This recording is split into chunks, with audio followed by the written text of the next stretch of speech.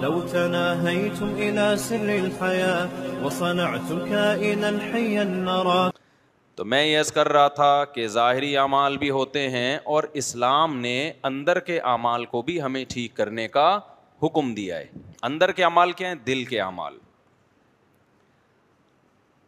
آج ایک بہت بڑا مسئلہ یہ ہے کہ دل کی چاہتوں اور دل کی خواہشات کو کہ کس سے محبت کرنی ہے کس سے نہیں کرنی، اس کا بھی لبرل لوگوں کے پاس کوئی کرائٹیریا، کوئی معیار نہیں ہے. اسلام نے اس بارے میں بھی ہمیں بڑی زبردست ہدایات دی ہیں. تو اندر کے جو اعمال ہیں نا، آج جس عمل پہ میں تھوڑی سی بات کروں گا آپ کے سامنے، ان میں ایک عمل جو انسان کی زندگی کو تباہ و برباد کر دیتا ہے، اسے بد اخلاق بنا دیتا ہے، وہ ہے غضب، غصہ غیر ضروری. آج آپ نے بات بات پہ دیکھا ہوگا بعض لوگ ہر وقت ایسے رہتے ہیں جیسے توے پہ بیٹھے ہوئے ہوں. ہوتا ہے کہ نہیں ہوتا؟ کیا خیال ہے بھائی؟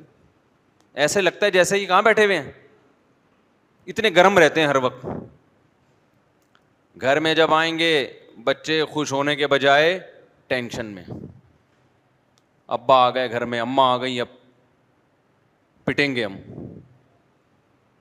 لب و لہجہ ایسا ہے کہ ہر وقت ڈانٹ ڈپٹ، گالم گلوچ، ذرا ذرا سی بات پہ ہائپر ہو جانا، ایک دم بھڑک جانا. یہ چیزیں پہلے کم تھیں، اب ہماری سوسائٹی میں اس کی مقدار بہت زیادہ بولو بڑھ گئی ہے، بہت بڑھ گئی ہے. کون سی ایسی سوسائٹی میں ایسی چیز آ گئی ہے جس سے لوگ پہلے سے زیادہ بدتمیز ہو گئے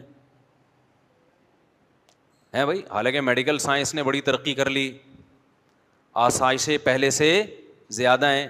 ہمارے باپ دادا کے دور میں تو یہ پنکھے نہیں ہوتے تھے، اب اے سی کے بغیر نہیں رہ سکتے لوگ.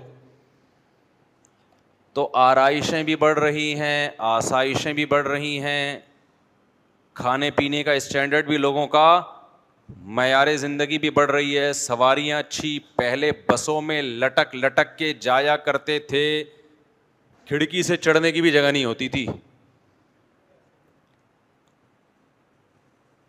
اسکولوں میں ایئر کنڈیشن لگے ہوئے ہیں آج کل.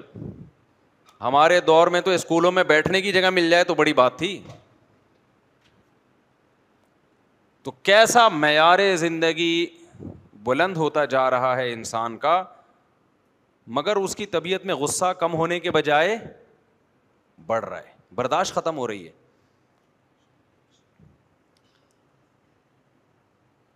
اسلام کا حکم ہے کہ آپ اپنے اندر برداشت پیدا کریں. اگر یہ اسلام کا حکم نہ ہوتا، صرف میڈیکل سائنس کی بات ہوتی، تو میں اس کو جمعے کے ٹاپک میں نہ چھیڑتا.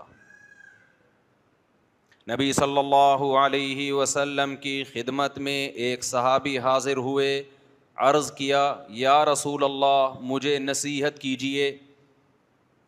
صحابی کا شاید یہ خیال ہو کہ آپ فرمائیں گے نماز ٹائم پہ پڑھا کرو، زکوٰۃ ٹائم پہ دیا کرو، یہ بھی ضروری ہے، اس کا تو یہ تو اسلام کے ارکان ہیں. لیکن نبی نے ان کو یہ نصیحت نہیں کی. آپ نے فرمایا لا تغضب، غصہ مت کیا کرو. عرض کیا یا رسول اللہ مزید کوئی نصیحت کیجیے. چلو یہ والی تو میری سمجھ میں آ گئی ہے، غصہ نہیں کرنا ہے. اور مزید کوئی؟ آپ نے فرمایا لا تغضب، دوسری نصیحت بھی یہی ہے کہ غصہ بولو مت کرو. صحابی نے بزبان حال کہا کہ ٹھیک ہے، دو باتیں، دو نصیحتیں ہو گئیں، اب تیسری بھی کوئی نصیحت ہو جائے. آپ نے فرمایا لا تغضب، تیسری نصیحت بھی یہ ہے کہ غصہ مت کرو. فردد مرارا، بار بار نبی صلی اللہ علیہ وسلم ان الفاظ کو ریپیٹ کرتے رہے، غصہ مت کرو، غصہ مت کرو، غصہ مت کرو. کیوں؟ نبی جانتے تھے کہ ان کو جتنی ضرورت غصے پہ کنٹرول کرنے کی ہے، اتنی کسی اور چیز پہ کنٹرول کرنے کی ان کو ضرورت نہیں ہے. ان کے اندر جو بھی برائی ہے غصے کی وجہ سے ہے. قرآن میں اللہ تعالیٰ نے جو اہل جنت کی صفات بیان کی ہیں، کہ جن لوگوں کو دنیا میں دیکھنا ہو کہ جنتی کیسے ہوتے ہیں تو ان کی کچھ کوالٹیز ہوتی ہیں, ان کوالٹیز کو دیکھ کے اندازہ لگا لیا کرو کہ یہ کہاں جائے گا, جنت میں جائے گا یا جہنم میں جائے گا. ہمیں پہلے سے کسی کا پتہ ہے کہ کون جنت میں جائے گا کون جہنم میں جائے گا؟ بتاؤ بھائی, پتہ ہے پہلے سے؟ نہیں پتہ نا.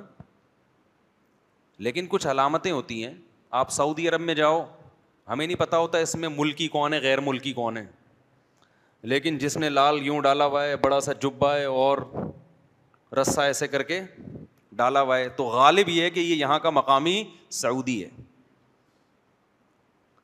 اور جو بیچارہ شلوار قمیض میں گھوم رہا ہے, ٹیڑھی میڑھی سی ٹوپی ہے اس کی, ایسے لگ رہا ہے کہ جیسے قرضہ مانگنے آیا ہوا ہے, تو سمجھ جاؤ کہ یہ کیا ہے. زیادہ تر 100% نہیں, یہ انڈین یا پاکستانی ہے. حالانکہ یقین نہیں ہوتا, عین ممکن ہے کہ سعودی نے شلوار قمیض شو کے لیے پہن کے دیکھا ہو کہ کیا لگ رہا ہے, لیکن علامتوں سے اندازہ ہو جاتا ہے. اندازے کے لیے علامتیں ہوتی ہیں. اکثر مالدار لوگوں کی ڈریسنگ سے پتہ چل جاتا ہے کہ یہ پیسے والے ہیں, حالانکہ ہم نے ان کی جیبوں کو ٹٹول کے نہیں دیکھا ہوتا. غریب آدمی کی ڈریسنگ سے پتہ چل جاتا ہے کہ اس کی جیب میں پیسے کے علاوہ سب کچھ ہے, حالانکہ ہم نے جیبوں کو ٹٹول کے نہیں دیکھا ہوتا. آپ نے سنا ہوگا نا بھائی تو شکل سے ہی غریب لگتا ہے, سنا ہوگا نا یہ لفظ. تو علامتیں ہیں نا, علامتیں, ان سے بہت چیزوں کا انسان کو آئیڈیا ہو جاتا ہے. تو اللہ میاں نے جنت میں کون جائے گا اور کون جہنم میں جائے گا یقینی طور پر تو صرف ہمیں پیغمبروں کے بارے میں بتایا کہ پیغمبر سارے جنت میں جائیں گے, اور صحابہ کے بارے میں بتایا کہ جنت میں جائیں گے. باقیوں کے بارے میں مجھے اور آپ کو نہیں پتا کہ کون جنت میں جائے گا اور کون جہنم میں. نہ آپ مجھے دیکھ کے یقین سے کہہ سکتے ہو, نہ میں آپ کو دیکھ کے, لیکن اللہ نے کچھ علامتیں بتا دی ہیں بھائی کہ یہ والی علامتیں جن لوگوں میں پائی جائیں تو غالب یہ کہ یہ کہاں کے لیے بنے ہیں, جنت کے لیے بنے. اور یہ والی علامتیں جن لوگوں میں پائی جائیں تو یقینی طور پہ تو نہیں کہہ سکتے, لیکن غالب یہ ہے کہ یہ کہاں جائے گا, جہنم میں. کیونکہ جہنم میں یہی اسی ڈیزائن کے لوگ جاتے ہیں. سمجھتے ہو اب وہ ڈیزائننگ کیا ہے؟ بہت ساری چیزیں ہیں. اللہ میاں نے سب سے پہلے نماز کا ذکر کیا کہ جس کو 5 ٹائم مسجدوں میں حاضری دیتے ہوئے دیکھو تو غالب کیا ہے کہ یہ کس کے لیے بنا ہے, جنت کے لیے بنا ہے. سب سے زیادہ تو اس میں نماز کو فوکس کیا گیا ہے. یہ ظاہری اعمال ہے, ظاہری. لہذا جو مسجدوں میں حاضری نہیں دیتا, نماز نہیں پڑھتا, تو ظاہری جو علامت ہے نا, اس سے کچھ باطنی علامتیں کچھ ظاہری ہیں. میں ظاہری علامت کی بات کر رہا ہوں. تو جو نماز ہی نہیں پڑھتا تو غالب کیا ہے کہ یہ کس کے لیے بنا ہے, جنت کے لیے جہنم کے لیے؟ غالب ہی ہے. یقینی فتویٰ نہیں دے سکتے ہم. علامتیں کون سی ہیں؟ جہنم والی علامتیں.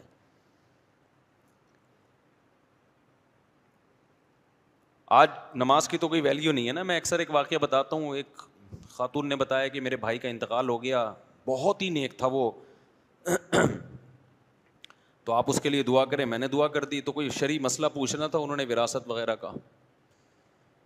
تو جب انہوں نے بار بار کہا نا بہت نیک تھا, تو میں نے کہا پتہ نہیں کیا اس میں کوئی کوالٹی ہوگی جو بہت زیادہ نیک تھا. یہ کئی سال پرانا واقعہ ہے, 10-15 سال تو ہو گئے ہوں گے اس.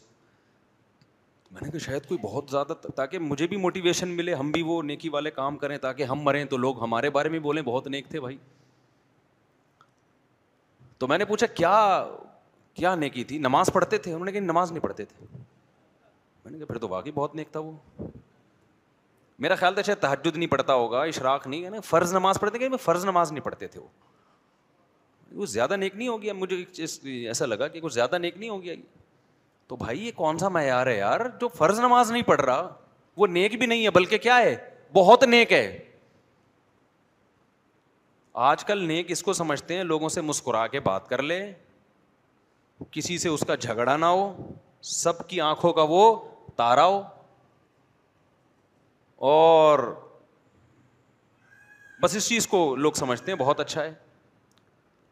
او بھائی پہلے اللہ میاں سے پوچھو جس نے پیدا کیا ہے. اللہ میاں اچھوں کو جب ایکسپلین کرتے ہیں, ڈیفائن کرتے ہیں, تو ایک جگہ بھی قرآن میں ایسی نہیں ہے جہاں اللہ نے نماز سے شروع نہ کیا ہو. قرآن جہاں سے شروع ہو رہا ہے الذین یقیمون الصلاۃ ومما رزقناہم ینفقون. اللہ فرماتے ہیں یہ کتاب ہدایت ہے پرہیزگاروں کے لیے. وہ کون ہے پرہیزگار؟ اچھے لوگ کون ہیں؟ جو نمازوں کو قائم کرتے ہیں، پھر اگلے درجے میں صدقات و خیرات کرتے ہیں. کنجوس آدمی اللہ کی نظر میں اچھا بولو نہیں، بے نمازی اچھا نہیں ہے، کنجوس اچھا نہیں ہے.